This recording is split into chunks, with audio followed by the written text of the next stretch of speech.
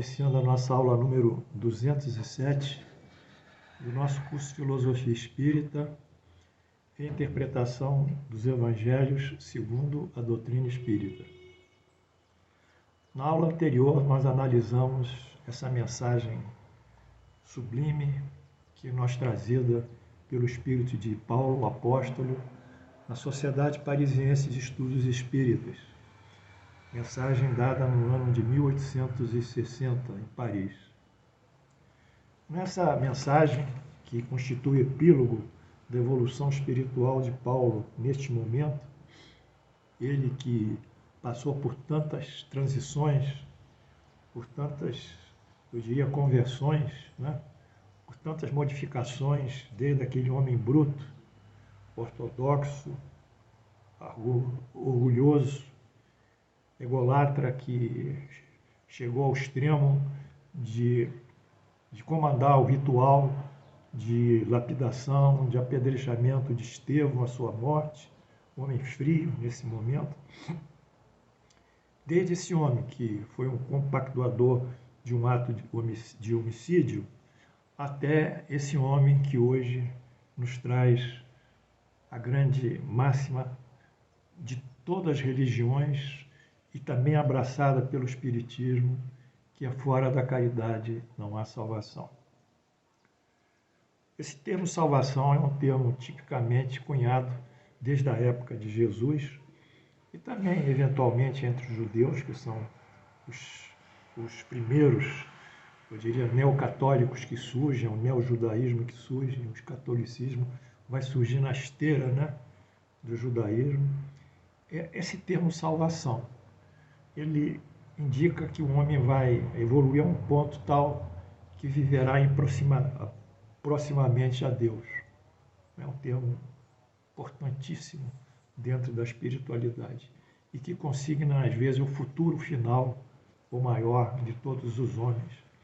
É se verem livres dos processos de expiação, de sofrimento, provação, porque já venceram pela força da sua depuração espiritual as suas próprias imperfeições e vícios. Então, daquele Paulo, que era Saulo de Tarso, a Paulo, a Sociedade Parisiense de Estudos Espíritas, nós estamos acompanhando a sua evolução. E que também me surpreende como uma pessoa que reflete, como pensa, e que gosta de discutir esses assuntos com vocês, com toda a liberalidade para cada um achar o que é melhor, mas de uma forma muito honesta, sem espetáculos de atores, de imposição de voz, de gesticulação, uma coisa muito tete-a-tete com vocês, muito próxima, é que as pessoas ainda se fixam, muitos espíritas, se fixam no Paulo das Eclésias, no Paulo de 1800 e poucos anos atrás, da sua doutrina da fé, da salvação pela fé, do resgate do sangue de Jesus, se fixam no momento em que Paulo ele não tinha essa visão que hoje tem, ou que teve, e que depois, na sociedade, na sua mensagem, na Sociedade Espírita de Paris. Aí eu pergunto, e vocês também podem se perguntar, por que vocês estão fixados num Paulo bíblico e não no Paulo espírita? Né?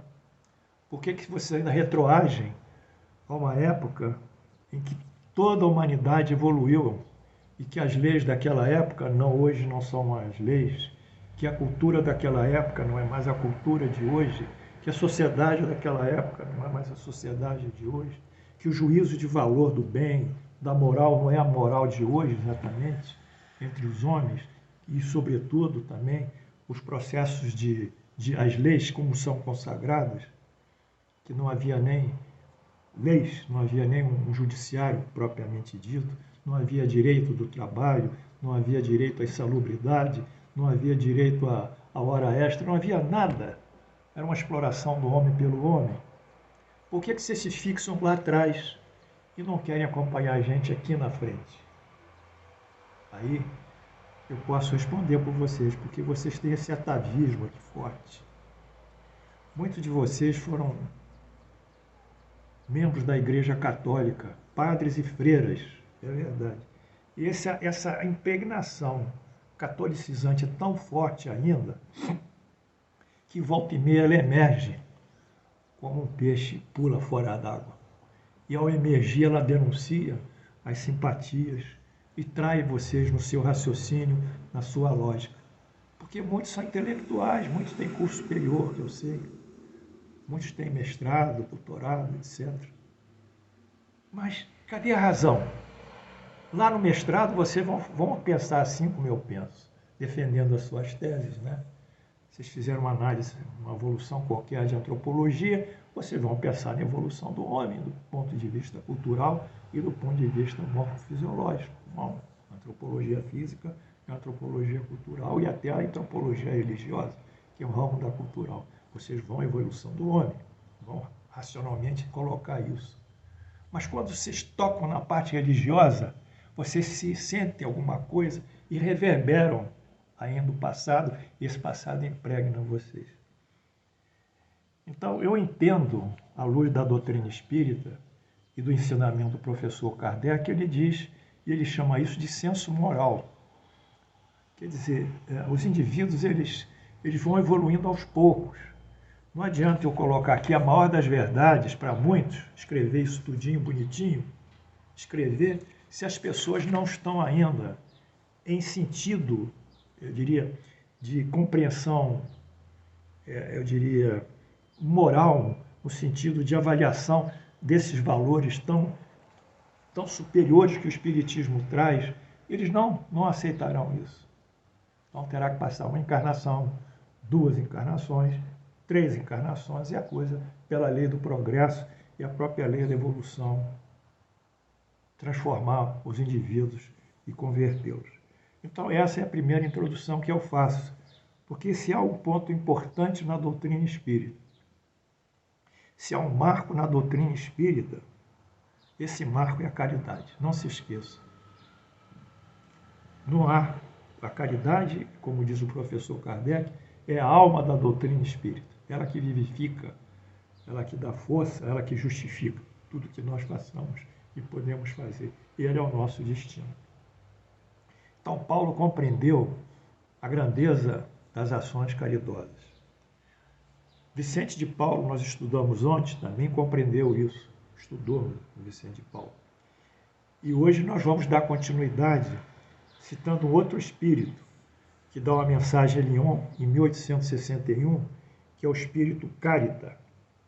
Segundo Carita, teria sido um espírito de uma senhora que foi flagelada na arena do Coliseu lá, foi morta como uma das primeiras cristãs. Mas não importa, importa que o teor da mensagem que nos deve dar o valor a ela, não se ela foi ou não trucidada. Interessa o que ela diz, que é mais importante do que ela foi. E diz Carita, chama-me caridade. Sou a rota principal que conduz a Deus.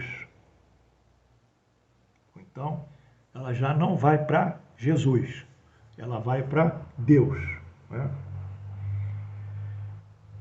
Fiz essa manhã um passeio, meu passeio habitual, e com o coração magoado venho vos dizer, meus amigos, quanta miséria, quantas lágrimas, e quantos tentes que fazer para secar todas essas lágrimas.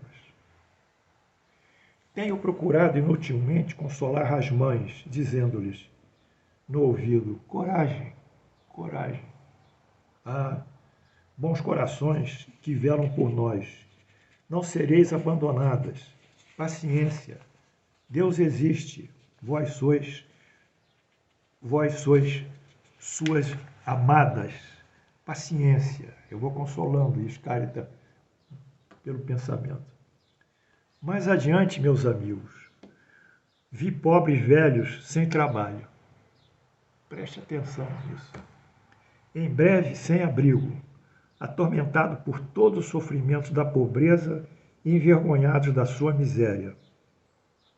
Não se atreverem eles, que nunca haviam pedido esmolas, a implorar a piedade dos transeuntes. Que coisa!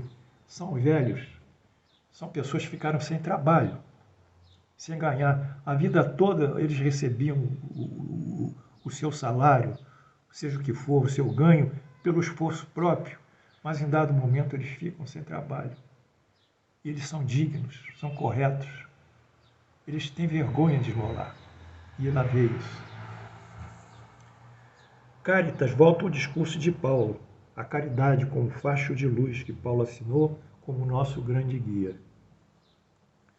E diz ainda, não tenham receio, eu vos conduzirei pela estrada da salvação, não é a caridade, porque eu sou a caridade, a salvação.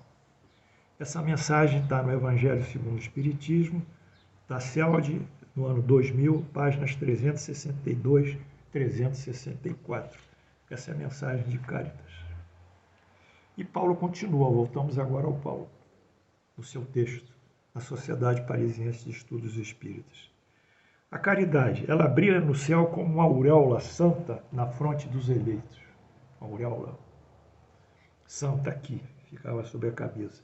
É o perispírito do espírito, do caridoso que se ilumina, ganha a luz. Quer dizer, quando você está nessa vibração de caridade, que é o amor em ação, ele tem uma transfiguração muito leve, não é? Ele modifica a sua expressão, né, facial, o seu tom de voz. É uma pessoa ultra agradável. É o amor que está brilhando nele através da caridade, é o seu perispírito que está sendo iluminado. E continua Paulo. E sobre a terra está gravada no coração daqueles a quem Jesus dirá, a caridade. Ide para a direita, benditos do meu Pai. Então, Paulo diz assim, no céu ela estará gravada na fronte dos eleitos. Na terra, aqueles que Jesus dirá, ide para a direita, benditos do meu Pai. O que é ir à direita do Pai? O encarnado irradia bondade, e a tradição judaica honrava os escolhidos, colocando-os à direita de Deus. Reconhecimento e dignificação dos seus atos extremados de amor. O próprio rei Davi consigna essa tradição. Em Salmos 110.1, disse o Senhor ao meu Senhor, assenta-te à minha direita, até que eu ponha teus inimigos debaixo dos teus pés. Quer dizer, disse o Senhor é Deus, ao meu Senhor, o Senhor é Jesus, é o Messias, assenta-te à minha direita. Quer dizer, o Messias foi sentar à direita de Deus, que é o Senhor, do Senhor. Então, essa tradição, ela era uma honra, uma dignificação pelo valor espiritual adquirido pelos indivíduos. E continua Paulo, vós os reconhecereis pelo perfume da caridade, que espalham em volta de si. Ora, o perfume é emanação da paz, que impregna o perispírito e que praticam a caridade após a sua realização, essa caridade se irradia como uma onda de energia. E essa paz que a pessoa se envolve é uma atração de bondade e de felicidade para os que estão perto do caridoso. O bispo de Argel, Adolfo de Bordeaux, bispo de Argel, Bordeaux, em Bordeaux, em 1864, Adolfo dessa seguinte mensagem. É na caridade que deveis procurar a paz no coração. Tá? Vamos fazer agora nossas pílulas de evangelização. Tá? De verdadeira evangelização, de modificação de todos. Não são esses conselhos baratos que aí estão na rede pelos atores espíritas, para profissionais do teatro espírita. E diz assim Adolfo, bispo de Argel, é na caridade que deveis procurar a paz no coração. 1. O contentamento da alma. 2. O remédio contra as aflições da vida. 3. Então, o que Adolfo, bispo de Argel, propõe? Propõe isso.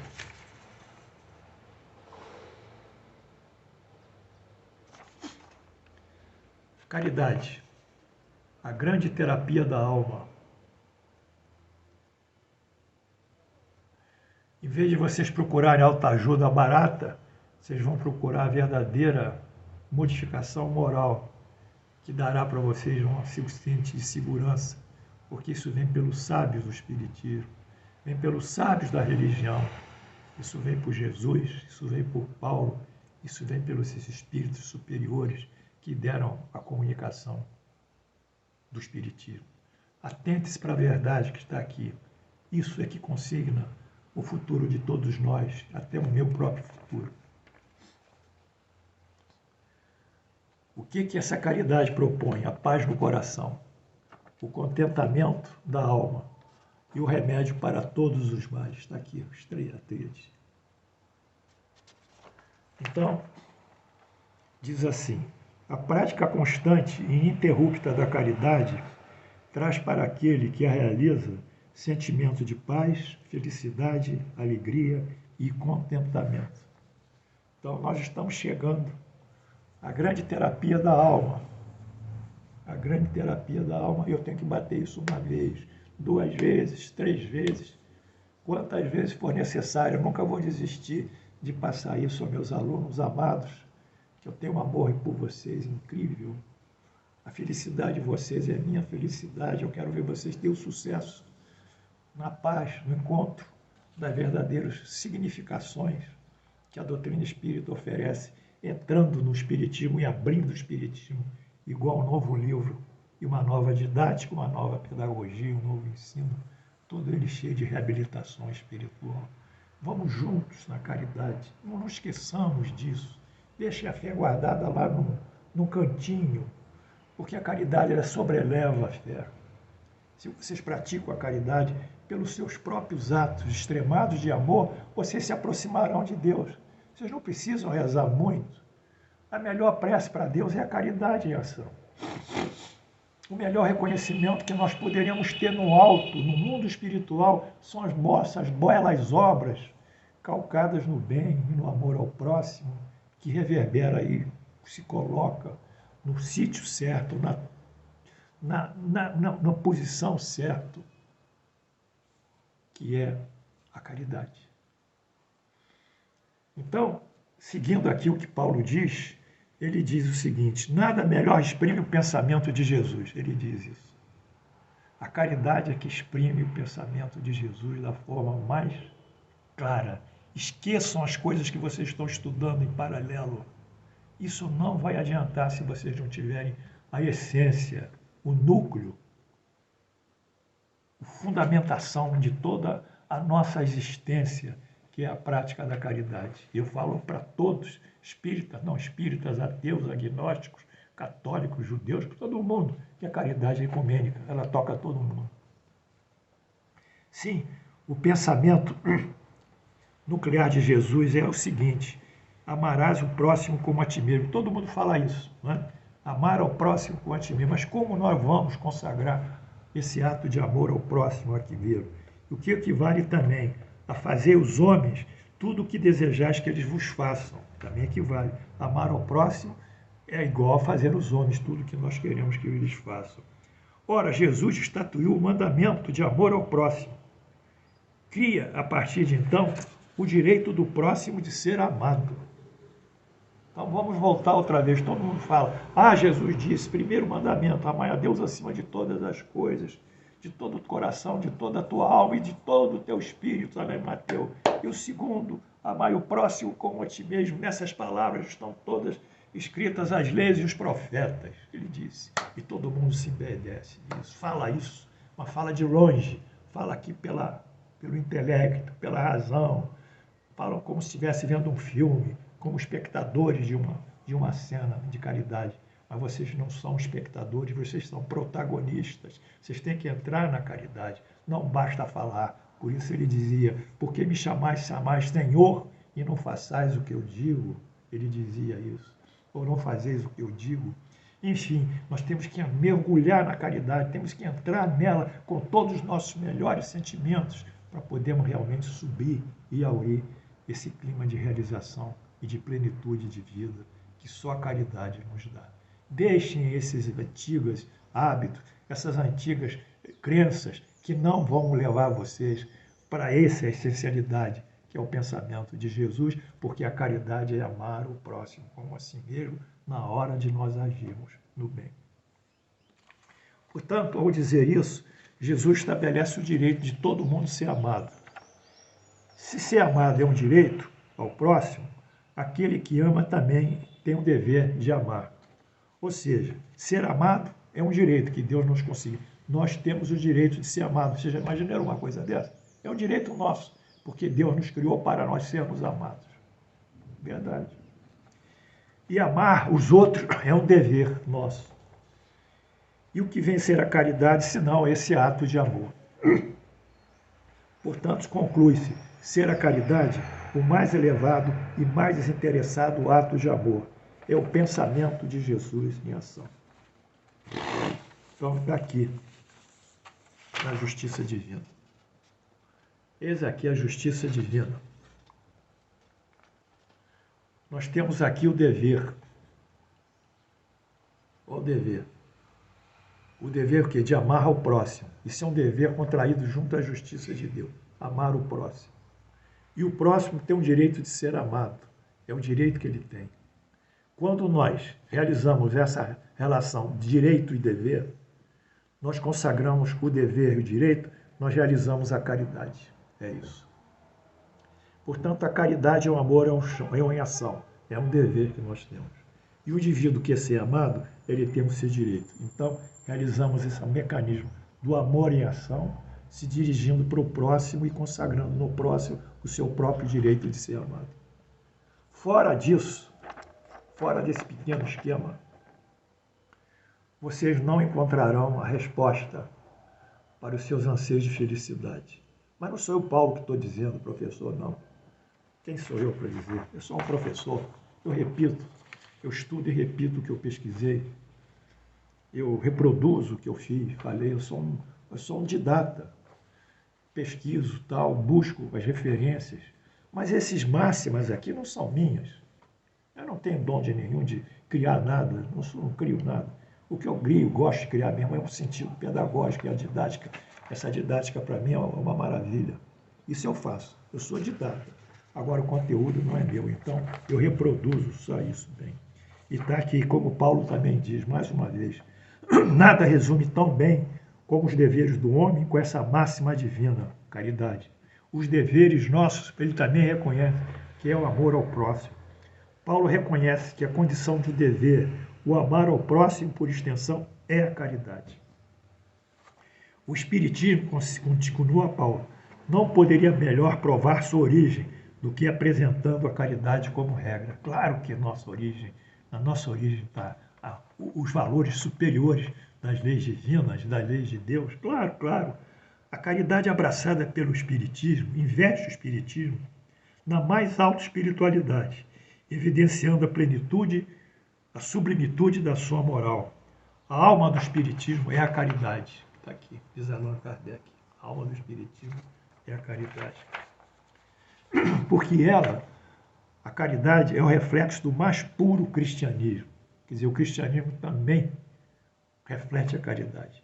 Assim como em vezes anteriores já assinalou o fundamento moral do cristianismo se assentar no mandamento de Jesus, amai o próximo como a si mesmo, Mateus 22,40, a caridade é a realização desse sentimento na prática. Está aqui.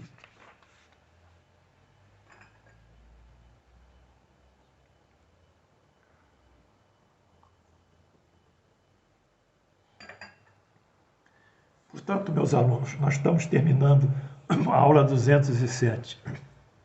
Eu vou bater em vocês no sentido de bater esse tema até ficar a exaustão, até acabar com o trabalho de análise de Paulo da sua curva de evolução espiritual, porque esse foi um dos propósitos desse caminho da fé, que começou lá em Moisés no Sinai, já andou com Paulo, com as igrejas de Paulo, as eclésias dele, as suas viagens missionárias. Eu vou andar até bater lá na frente no Espiritismo, onde vai fechar esse grande bloco que vai se tornar, se Deus quiser, num livro. Portanto, eu gostaria que vocês refletissem mais uma vez e não sofismassem mais. Só a caridade salva. Isso está aqui em Jesus, porque a caridade é o que Jesus diz. Amai o próximo como a vós mesmo. Né? Amai o próximo como a vós mesmo. Quer dizer, amai o próximo como a vós mesmo. Então, essa é a caridade. Se vocês acreditam que é um dever amar o próximo, dentro da justiça divina, vocês vão entender que realmente tem que praticar a caridade. E a caridade não é só assistencialismo, como eu disse. Não é só dar esmola, da comida quentinha, cortar a unha do mendigo debaixo da marquise, mandar fazer cortar o cabelo. Isso é uma caridade assistencialista que é muito bem-vinda também.